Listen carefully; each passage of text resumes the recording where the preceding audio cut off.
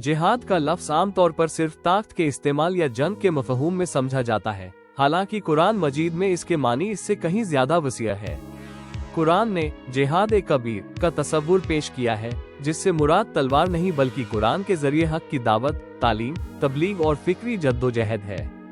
अल्लाह ताला का इरशाद है, बस आप इन मुनकिरों की बात न माने और इस कुरान के जरिए उनके खिलाफ बड़ा जिहाद करें। सूरह अल फुरकान 25-52। हमारे यहाँ कुरान मजीद को याद करने के लिए मदारिस भी मौजूद हैं और आम मुसलमान भी अल्लाह की किताब से बेपनाह मोहब्बत रखते हैं। लेकिन एक तल्ख हकीकत यह है कि अक्सरियत कुरान के अल्फाज तो बरकत और सवाब की नीयत से पढ़ती है, मगर उनके मानी और पैगाम से वाकिफ नहीं होती। हालांकि जिहाद कबीर इसी कुरान के जरिए अंजाम पाता है।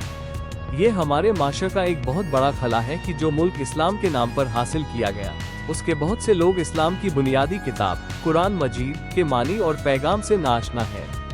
मौजूदा दौर में तर्जमतुल कुरान को निसाब का हिस्सा बनाकर इस कमी की किसी हद तक तलाफी करने की कोशिश की गई है, लेकिन क़ियाम पाकिस्तान के बाद कई दहाइयों तक इस सिमत में कोई जामे और संजीदा कौमी कोशिश न होना अपनी जगह एक अहम सवाल है।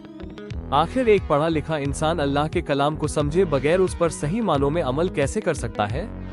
खुशाइंद बात यह है कि जिन अहले इल्म और बुजुर्गों ने कुरान को समझने और समझाने की इस अजीम खिदमत का आगाज किया, उनकी कोशिशों की बदौलत आज इस जरूरत का शऊर बेदार हो रहा है और स्कूलों में तर्जमतुल कुरान को बाकायदा मजमून की हैसियत से पढ़ाने का एहतिमाम किया जा रहा है।